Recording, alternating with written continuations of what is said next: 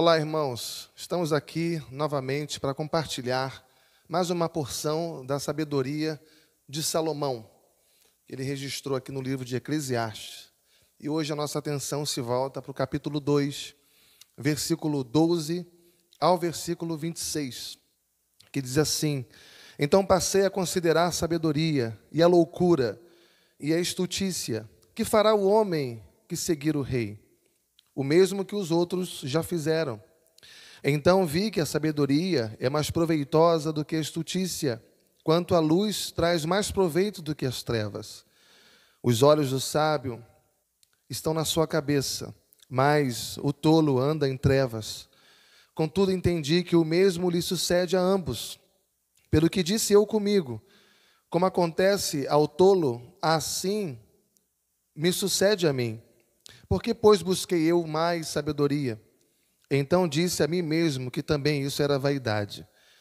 Pois tanto do sábio como do tolo, a memória não durará para sempre, pois passado alguns dias, tudo cai no esquecimento. Morre o sábio, e da mesma sorte o tolo, pelo que aborreci a vida, pois me foi penosa a obra que se faz debaixo do sol. Sim, tudo isso é vaidade e correr atrás do vento. Também aborreci todo o meu trabalho com que me afadiguei debaixo do sol, visto que o seu ganho eu havia de deixar a quem viesse depois de mim. E quem pode dizer que será sábio ou tolo? Contudo, ele terá domínio sobre todo o ganho das minhas fadigas e sabedoria debaixo do sol. Também isso é vaidade. Então me empenhei, porque o coração se me desesperasse de todo o trabalho com que me afadigara debaixo do sol. Porque há homem cujo trabalho é feito com sabedoria, ciência e destreza. Contudo, deixará o seu ganho como porção a quem por ele não se esforçou. Também isso é vaidade e grande mal. Pois que tem o homem de todo o seu coração e fadiga do seu coração, que tem o homem de todo o seu trabalho e da fadiga do seu coração, em que ele anda trabalhando debaixo do sol. Porque todos os seus dias são dores, e o seu trabalho desgosto. Até de noite não descansa o seu coração. Também isso é vaidade. Nada há melhor para o homem do que comer, beber e fazer que a sua alma goze o bem do seu trabalho. No entanto, vi também que isso vem da mão de Deus. Pois separado deste, quem pode comer ou quem pode alegrar-se? Porque Deus dá sabedoria, conhecimento e prazer ao homem que lhe agrada, mas ao pecador dá trabalho para que ele ajunte e amontoe, a fim de dar àquele que agrada a Deus. Também isso é vaidade e correr atrás do vento. Pai bendito, fala conosco mais uma vez, nesse momento tão precioso em que nós nos reunimos para ouvir a Tua palavra. Que o Senhor traga iluminação para as mentes e que o Senhor venha aquecer cada coração, para que somente a Tua vontade seja feita em nossas vidas, Pai. É o que te pedimos, em nome de Jesus. Amém e amém. Glória a Deus. Salomão faz aqui uma constatação acerca da vida debaixo do sol. Nas pregações anteriores, nós vimos que no capítulo 1, do versículo 1 ao 11, quando Salomão avalia tudo que o ser humano fez durante a sua vida, a existência dele aqui nesse mundo, ele chegou numa conclusão de que tudo se resume a um esforço árduo, a um esforço repetitivo, que aparentemente não tem sentido algum, não há razão alguma. Quando nós chegamos no capítulo 1, mas agora no versículo 12 a 18, e vimos ali a respeito da busca pelo sentido da vida na sabedoria humana. Também quando a gente chegou no capítulo 2, versículo 1 ao 11, acerca da busca por sentido da vida entregue aos prazeres. Mas agora a gente está aqui no capítulo 2, versículo 12 ao 26, e nós temos aqui o que poderíamos estar chamando de balanço parcial dessa caminhada no mundo, debaixo do sol. E tendo avaliado e investigado a sabedoria humana, tendo observado o dissabor da vida entregue aos prazeres, Salomão agora nos oferece uma breve comparação a essas duas alternativas. O que Salomão descobre é que existe sim uma vantagem relativa na vida dedicada à sabedoria em comparação com a vida dedicada aos prazeres. Tanto quanto a luz é melhor do que as trevas, como ele diz aqui no versículo 12 ao 14. Agora, por mais que a sabedoria humana sozinha, ela não possa produzir um valor absoluto pela qual se possa viver a vida, encontrar ali a razão da vida, isso não quer dizer que a sabedoria não tem proveito algum na vida. Um exemplo, a gente precisa de sabedoria para a gente tomar as decisões. A gente precisa de sabedoria para saber a maneira certa de se alimentar, a maneira certa de cuidar da saúde física. A gente precisa de sabedoria para nos ajudar a instruir os nossos filhos, educar os nossos filhos. A sabedoria humana não é de toda ruim. A sabedoria humana, ela nos ajuda a saber como nos preparar para o mercado de trabalho, como que a gente estuda, como que a gente se envolve, como que a gente se ocupa profissionalmente. Sabedoria é fundamental para os investimentos que a gente faz, para a economia que a gente faz, e a gente precisa até mesmo de sabedoria para saber qual a melhor forma que a gente tem de cultuar a Deus, de maneira adequada, né? Acontece que a gente vive numa geração muito impulsiva, a gente vive numa geração imediatista, uma geração que a gente quer satisfação a todo custo, que a gente quer a felicidade imediata, como se o deleite da vida, a satisfação da vida estivesse no poder de um controle remoto. A geração que a gente vive é essa, aperta um botão e tudo tem que estar resolvido aqui e agora, porque senão eu sofro, porque senão isso me gera angústia.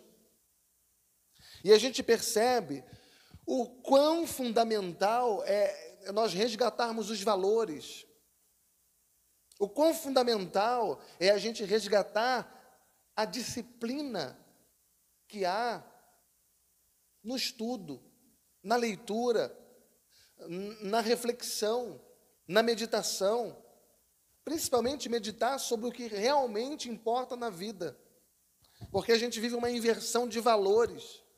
A gente considera o certo errado e o errado certo. Aquilo que tem valor a gente despreza, aquilo que não tem tanto valor assim, a gente abraça com todas as nossas forças.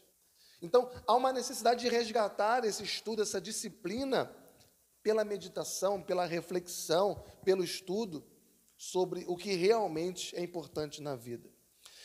E isso explica o porquê que no versículo 13 e 14, Salomão vai comparar aqui essas duas alternativas, a diferença entre caminhar na luz e caminhar nas trevas. O quão triste é, irmãos, a gente perceber que a gente vive numa geração em que tantas telas estejam acesas, mas intelectualmente a gente vive com as nossas mentes apagadas. A gente não consegue raciocinar, a gente não consegue refletir sobre as verdadeiras questões significativas e existenciais da vida. E se a gente quer, então, mudar essa realidade, se a gente está insatisfeito com o contexto em que a gente está inserido, não existe outra maneira, não existe outra porta, não existe outra alternativa, senão a gente reduzir de modo considerável o tempo que a gente gasta no celular, o tempo que a gente gasta em televisão, e a gente passar a encarar mais os livros. Mesmo que no começo tenha aquela preguiça de ler, mesmo que no começo dê sono, mas a gente precisa insistir nessa tarefa de resgatar os verdadeiros valores da vida, nos voltando, nos debruçando aos livros, mergulharmos nos grandes pensadores do passado, resgatarmos os valores, especificamente, especialmente, os valores da Bíblia. Os valores das Escrituras Sagradas. Do versículo 14 ao versículo 17, depois de refletir sobre tudo isso, Salomão segue aqui seu raciocínio e ele faz uma constatação alarmante. A constatação que ele faz é que, por mais que haja uma vantagem comparativa aqui na busca pela sabedoria, em relação à busca desenfreada pelos prazeres da vida, ambas esbarram no mesmo destino comum, tanto o sábio quanto o tolo. Eles desembocam na morte. Não importa se a pessoa busca sabedoria, se aprofundar nela, ou se tem outra pessoa que nem se importa tanto com isso. No final das contas, os dois vão dar de cara com a morte. E junto com a morte vem o esquecimento. É o que ele fala aqui no versículo 15. Tanto o sábio quanto o tolo, o que não faz o menor sentido. Ele diz, pelo contrário, pelo que disse comigo mesmo, como acontece ao tolo, assim acontece a mim. Porque, pois, busquei eu mais a sabedoria? Então disse a mim mesmo que também isso era vaidade. Ou seja, em outras palavras, não importa se a pessoa é um físico graduado, um físico mais conceituado, um físico mais gabaritado, ou se a pessoa é um youtuber desmiolado e destacado, mais destacado do momento, da nossa era. Ambos vão ter o mesmo fim, o túmulo. Ambos vão ter o mesmo fim. Serão esquecidos pelos vivos depois de um breve tempo. E não é à toa que Salomão, então, ele conclui novamente que todo esforço da vida parece ser pesado demais. Que se esforçar demais na vida parece ser inútil demais. Ele usa o termo de novo, que parece que é correr atrás do vento. Veja que no versículo 17, ele chegou ao ponto de desprezar a própria vida. Ele diz, pelo que aborreci a vida, pois me foi penosa a obra que se faz debaixo do sol. Sim, tudo é vaidade correr atrás do vento. Eu sei, irmãos, que a gente não tem que passar a nossa vida só pensando em morte. Mas a gente também não pode viver a nossa vida inteira desprezando esse tema. Desprezando, sendo ignorantes e ingênuos quanto ao fim da nossa vida. E numa geração como essa que a gente vive, que há muito tempo abriu mão dos valores tão significativos e trocaram esses valores significativos pelos prazeres do momento, pelos prazeres imediatos, nada pode ser mais assustador, assombroso do que a morte. Mesmo que muitos ainda decidam viver como se a morte não existisse, ou talvez que estivesse longe demais. Acontece que ignorar a morte não vai resolver nenhum problema humano. Você viver a sua vida fazendo de conta que vai ser imortal, que vai ser eterno, não vai resolver nenhum problema humano. Da mesma forma que você tentar ignorar uma tempestade, não vai livrar você de encarar o vento, de encarar a chuva. O que realmente importa na vida? Ou será que na vida nada importa? Você tem gastado a sua vida fazendo algo útil? Útil para Deus, útil para a família, útil para o seu próximo, útil a si mesmo? Ou será que você tem vivido a sua vida de uma forma inútil? Você tem usufruído o dom da vida como uma dádiva de Deus? Você tem usufruído o dom da vida de modo muito proveitoso? Ou será que você não está nem aí para a vida, está levando a vida do jeito que você achar que tem que ser? O dilema de Salomão aqui nesse texto é exatamente esse. Se a morte é o destino tanto dos sábios quanto dos tolos, que diferença faz na vida? A sabedoria ou tolice? E ainda nos traz outro desafio aqui, nos versículos 18 ao 23. Também aborreci todo o meu trabalho, com que me afadiguei debaixo do sol, visto que o seu ganho eu havia de deixar a quem viesse depois de mim. E quem pode dizer que será sábio ou tolo? Contudo, ele terá domínio sobre todo o ganho das minhas fadigas e sabedoria debaixo do sol.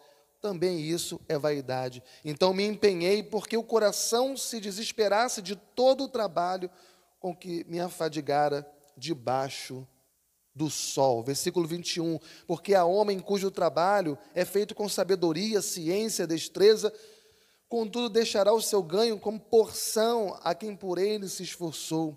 também isso é vaidade e grande mal. Pois que tem um homem de todo o seu trabalho e da fadiga do seu coração, em que ele anda trabalhando debaixo do sol, porque todos os seus dias são dores, e o seu trabalho desgosto. Até de noite não descansa o seu coração. Também tudo isso é vaidade. Em outras palavras, ninguém sabe dizer se todo esforço de alguém, se todo trabalho de alguém vai ser no futuro recompensado por herdeiros sábios.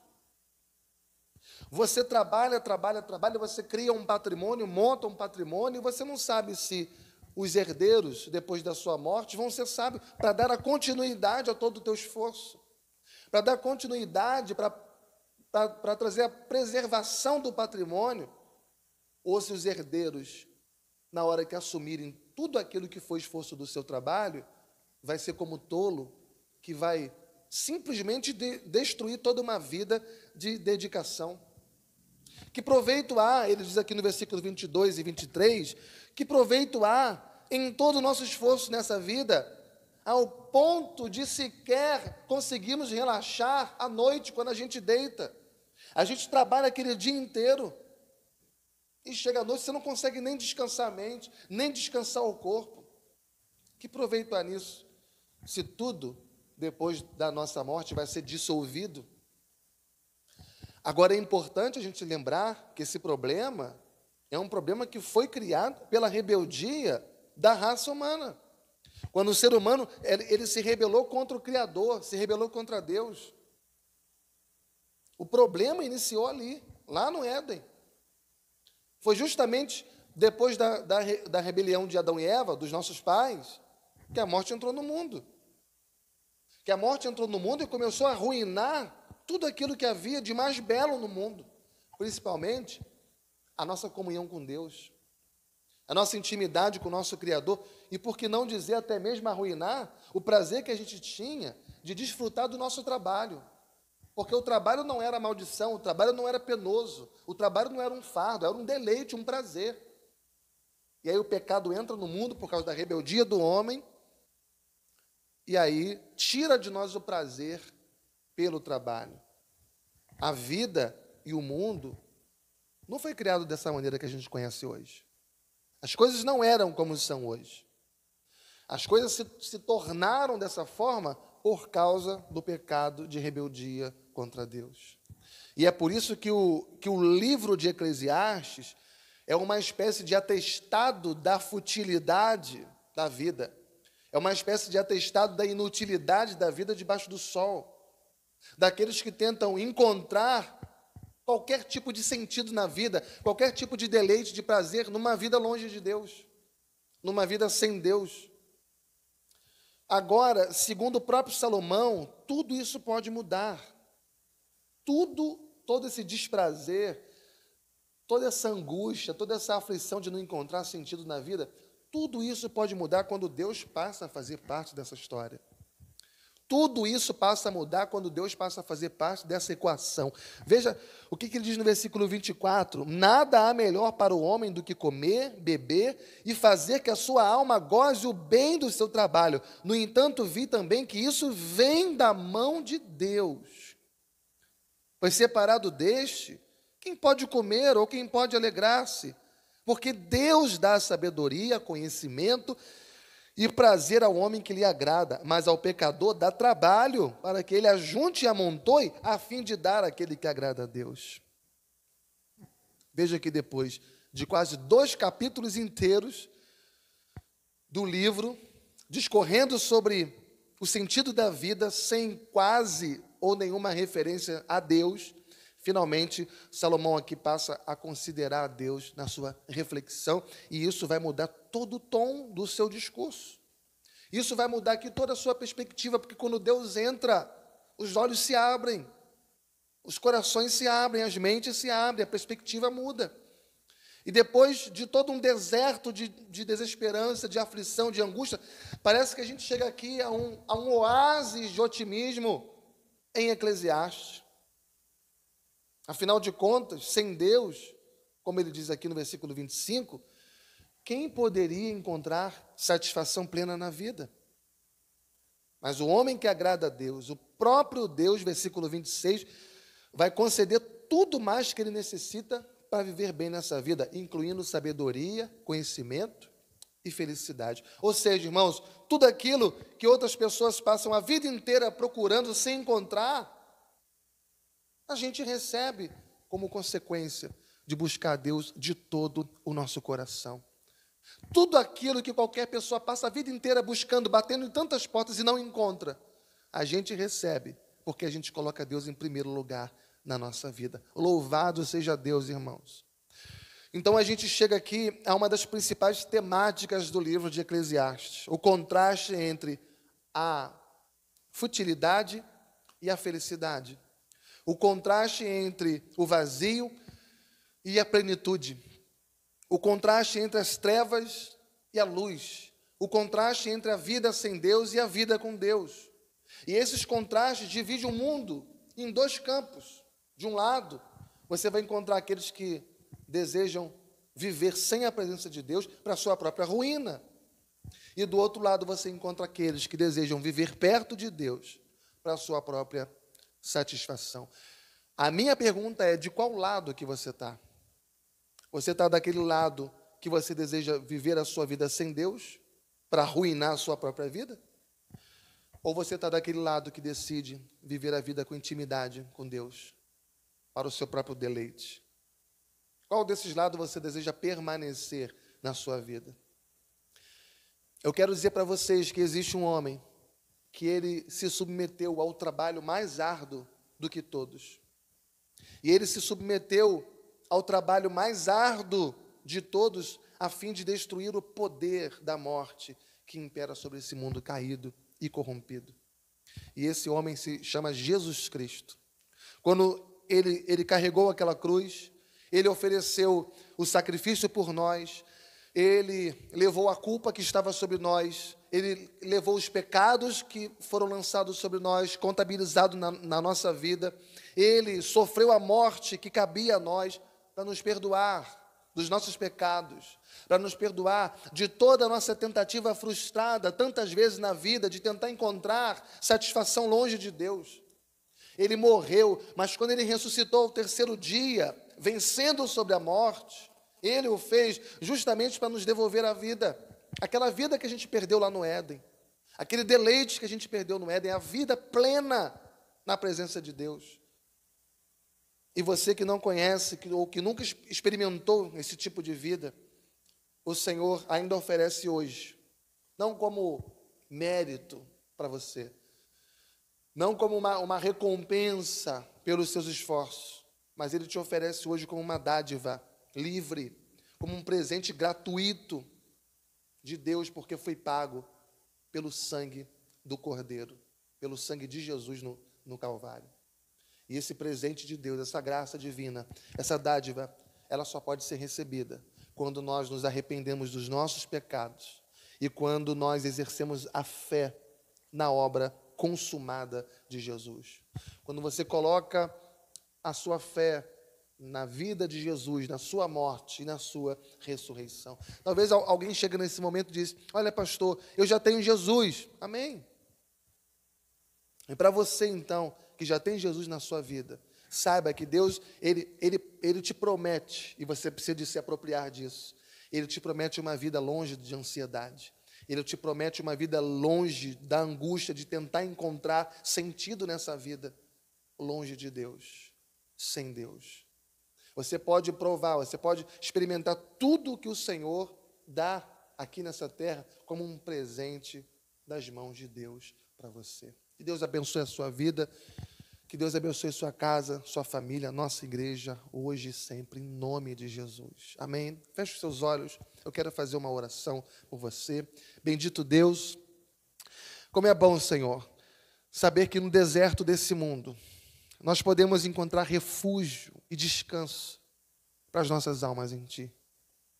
Como é bom, Senhor, saber que nós não precisamos mais correr atrás do sentido da vida, porque o próprio sentido da vida veio até nós através da pessoa do seu Filho Jesus Cristo. Ele veio para assumir todo o nosso trabalho, aquele trabalho árduo. Ele veio para assumir toda a nossa frustração aqui nesse mundo. a fim de nos dar uma nova vida, um novo sentido, um novo rumo, um novo propósito. Pela graça fomos alcançados, pela graça nós fomos salvos.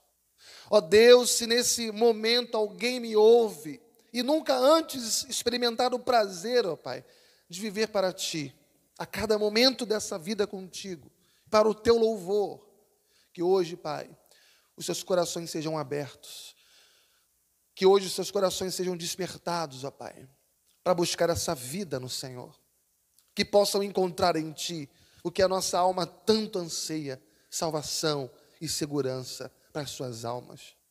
Mesmo, Senhor, nós vivendo nesse mundo caído, sujeito às decepções, sujeito às frustrações, sujeito às surpresas desagradáveis, ó Pai, ajuda-nos a viver a cada dia, como se aquele dia fosse um presente Teu, e é um presente Teu.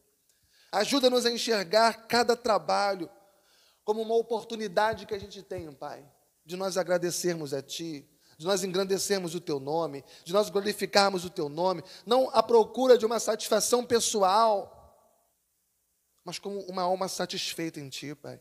Uma alma que não depende dos resultados dessa vida, mas que depende tão somente de termos encontrado em Ti o Senhor e o Salvador das nossas vidas.